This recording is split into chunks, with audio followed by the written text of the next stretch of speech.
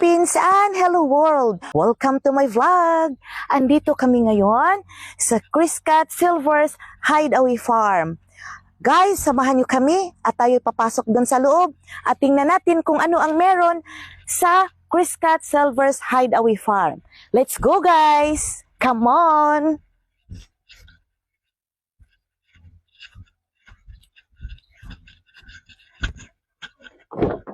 Ay, okay. Guys, ito pala yung start ng pa-entrance ng Chris Cat Silver's Hideaway Farm. So ito siya ay 1 hectare. So kailangan naming sumakay ng sasakyan patungo doon sa kanilang main entrance. So guys, halika, samahan nyo kami at pupunta tayo doon sa loob at sasakay muna kami dahil hindi kayang lakarin dahil malaki ito. Guys, let's go! Guys, andito na kami ngayon sa loob ng Chris Cat Silver's Hideaway Farm. So ito yung kanilang entrance. Sa bungad pa lang, ito na yung ating makikita. Green na green. Pati yung kanilang grass. Kita natin na talagang alagang-alaga ang resort na ito. Ayan o, tingnan mo, green na green. At kung dito naman, ito yung sa kabila, malapit ito sa swimming pool. Ayan, tingnan mo, green na green ang lugar na ito at naglalakihang mga puno ng mangga. Kasi halos lahat ng puno na makikita natin dito ay mga puno ng mangga. So ngayon guys, dinevelop nila, so nagiging resort na ang lugar na ito. Kaya guys, halika, samahan nyo kami at tingnan muna natin ang kanilang room. Kasi pwede tayong pumunta dito at maligo sa kanilang swimming pool at pwede rin tayong matulog dito. Napakaganda ng kanilang room. Kaya guys, samahan nyo kami at tingnan natin yung kanilang room. At isusunod natin yung kanilang function hall at yung kanilang swimming pool. Let's go guys! Ang ganda ng mga nilalagay nila na mga bulaklak. At guys, ito na yung kabuuan ng kanilang room. Dito tayo tumuloy, pwede tayo ditong matulog habang tayo ay naliligo dito sa kanilang swimming pool. So pwede tayong dito magstay kasi pwede natin itong rentahan ng ilang hours, 24 hours. So pwede tayong magpabook dito, advance booking kasi laging puno itong resort na ito. So, pwede tayong mag-advance booking at meron silang nakahandang bahay para sa atin. So, tingnan natin yung loob ng kanilang room. Come on, guys! Akyat tayo, guys. Sa entrance pa lang, makikita na natin na parang napakaganda ng loob ng kanilang room. So, tingnan natin, guys. Malapit na ako doon sa pintuan. Parang na-excite akong puntahan kasi hindi ko pa rin ako mismo hindi ko nakikita kung anong nasa loob. So ngayon guys, tingnan natin kung anong meron. Kasi sa bungad pa lang, ang ganda. Ito na yung makikita natin, oh. Yan, uupo muna ako dito. Wow, parang ang ganda ko dyan. Tingnan mo naman. Napakaganda ng kanilang upuan. At kung tayo'y nandito, pwede tayong magkwento-kwentuhan. Bago tayo matulog sa loob, dito muna tayo sa labas at malalanghap natin ang fresh air kasi naglalakihang mga puno ng mangga ang makikita natin dito. Kaya guys, andito na ako at tayo'y tumuloy sa kanilang bahay. Let's go guys! Andito na! Oy, ito na yung room. Bungad pa lang ito. Come on guys, tingnan natin. Wow, napakaganda ng room nila. So ito pala BFF ang kanilang room. Pwede tayo ditong umupo. Ito yung kanilang sala. Yan, may sala pa sila. Ayan oh, talagang buong bahay talaga ang kanilang inihanda para sa atin kung tayo ay dito mag-staycation. Guys, andito na talaga ako guys. So ito, ano naman ito dito? Ayun, meron pa silang isang room dito. Ito yung kabuuan ng kanilang room. Tingnan nyo naman, napakaganda. Ayan, at ito naman, isang room, CR. Ito yung kanilang CR, BFF. Malinis, maganda, Malaki ang kanilang CR. Mabango ang bango ng CR. Ayan. Ayan, oh. Ang ganda-ganda ng kanilang room. Maganda yung CR. Malinis. Ito naman siguro isang room din ito. Ayun, oh. Oy, may malaking mirror. Hindi siya kwarto. Ano ito? Dressing room, powder room. So, ito yung powder room nila. So, maganda pala dito kasi kung tayo magpapa-beauty, andito lang tayo sa kanilang powder room. Meron silang dressing room dito. Ayun, oh. O, di ba maganda ba ako dyan, BFF? O, yan. Lalo tayong gaganda pag nandito tayo sa kanilang powder room. Hindi pa ako nag-makeup niyan. Maya-maya, mag-makeup na ako dito sa kanilang dressing room.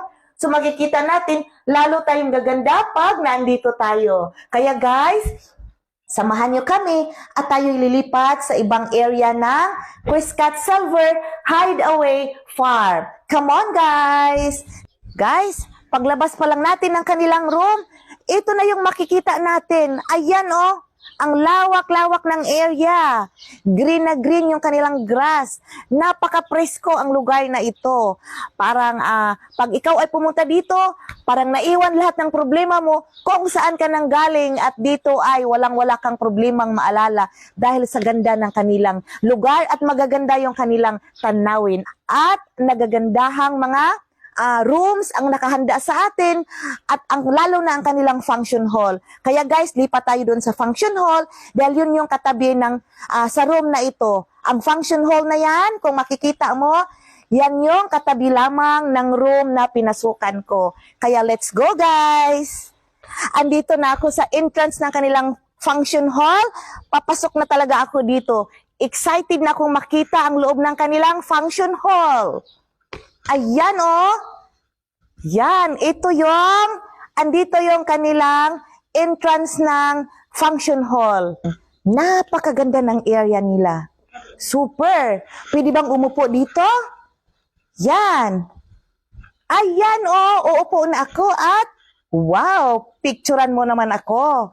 At kung sino yung gustong magpa-picture, andito na si Silver's Events Place. Dito pa lang sa bungad, pwede ka nang magpa-picture at mag-post ng ganito. Maganda ba ako dyan? Kaya guys, papasok na tayo doon sa loob ng kanilang function hall. Let's go guys! Ay, meron pa silang ano dito, malaking mirror. Oo, so mamaya na lang, pasok muna tayo dito sa loob. Tingnan natin kung ano ang meron. Wow! Malaki! Malaki yung area ng kanilang function hall. So, ilan ang aircon? Ang dami. 1, 2, 3, 4, 5. 5 yung kanilang malaking aircon. Yung kanilang floor-mounted aircon. So, 5 ang nakalagay dito. So, pag ito pala ay binuksan, sobrang lamig. So, guys, kung meron tayong mag-dibo, pwedeng-pwede dito. Meron din silang stage. Pwedeng-pwede tayo dito kung anong event, wedding events, dibo, binyag, kung etc. Kung anong klaseng events, pwedeng-pwede kayo dito. Ayan, may nakahanda na silang mga upuan. Ayan. Ayan yung kabuuan ng kanilang function hall. So maganda talaga, malinis. At paglabas natin, tingnan natin sa paglabas natin kung ano ang ating makikita. Come on guys! Ako'y lalabas na sa kanilang function hall. Yan. Lady guard na naman ako dito sa function hall na ito. Yan, i-close na ng vlogger Lady Guard ang kanilang pintuan. Ito yung CR nila. Tingnan natin. Yan. Pagpasok mo ng CR, makikita mo may malaking salamin. Ayun, pwede pala tayong magsalamin dito, oh. Wow! Ang ganda ko sa mirror nila. Baka naman BFF dito lang sa mirror nila, maganda ako tingnan. At BFF, pasok tayo sa CR nila. Uy, nakalock! Manong, where is the key? Hindi namin makita yung CR ng function hall. Anyway, maganda siguro yung kanilang CR kasi ang function hall is maganda na. Okay? So ito yung paglabas natin ng function hall, ito yung ating makikita. So, kitang-kita natin na alagang-alaga kasi andito na si Manong. Oh. Siya yung tagalinis dito. So, marami yan silang tagalinis dito. Ayan, oh. Kaya, malinis talaga ang area na ito. Kaya magpabook na kayo dito sa Chris Cat Silver's Hideaway Farm. Kasi kung ako, someday, babalik tayo dito BFF at tayo magpabook at malay mo, magdidibo ka BFF. Come on, guys! Ito yung bahay ng may-ari. Ayan, kaya lang di tayo pwedeng pumasok dahil yung owner dito wala. So, bawal tayong pumasok. Ipakita na lang namin sa video kung anong meron dito. So, yan yung kabuuan ng kanilang bahay. Yan. Yan, napakaganda. Ayun, oh. So, halika BFF. Ang ganda naman, ang lamig, ang hangin, presko yung hangin na pumapasok at malinis. Oo, ang ganda, no? So dito BFF, tingnan mo yung ano nila, videohan mo na lang. Kasi bawal tayong pumasok sa loob. Yan, kasi property ng may-ari. So wala dito yung may-ari, hindi tayo pwedeng pumasok. Pakita na lang natin yung kabuuan ng kanilang area. Ayan, ang ganda. Halos lahat yata andito na. Yan. At guys, halika, punta tayo dito. Dito naman tayo sa isang sulok. Ito yung kanilang entrance papunta ng kanilang residence. Ito kasi residence area na ito dito, oh. Ang lawak nito, guys. Pwede tayong golf dito, pwedeng gawing golf kasi sa laki ng area nila. Diba, BFF? Ang ganda. Ito pala yung daanan papuntang exit ng may-ari. So, exclusive lang ito sa may-ari na exit kasi ito yung kanilang bahay. Makita natin, super ganda. Ang ganda, oh. Ang laki ng area nila. Yan. Tingnan mo, pakita mo, BFF. Yan yung bahay nila. Pwede mo yan palakihan. Yan, yan yung bahay nila, oh. Yan. So, makikita natin ang ganda-ganda ng kanilang area. Yan. Ayan, oh. Yan. Yan. Okay. Yan. O, diba? Ang ganda ng lugar. Sus, grabe. Malamig, presko. Ang daming mga puno ng mangga. So, ito na yung way papuntang exit nila. O, di ba? Ang ganda. Para akong maganda pala talaga ng ganito ang ating ginagawa, friendship. Kasi kahit saan nakakarating tayo at nakikita natin yung iba't ibang ganito kagandang mga area. So, hindi alam ng iba na mayroon palang ganitong area na nagagandahan dito sa lugar na ito. Kaya guys, let's go. Punta tayo doon sa kanilang swimming pool. Lilipat na tayo doon sa kanilang swimming pool. Ayan, oh, ang ganda-ganda. Halos lahat ng napuntahan natin, BFF, ang ganda ng mga area, no? So, halika, BFF, punta tayo doon. At ipapakita naman natin yung kanilang swimming pool.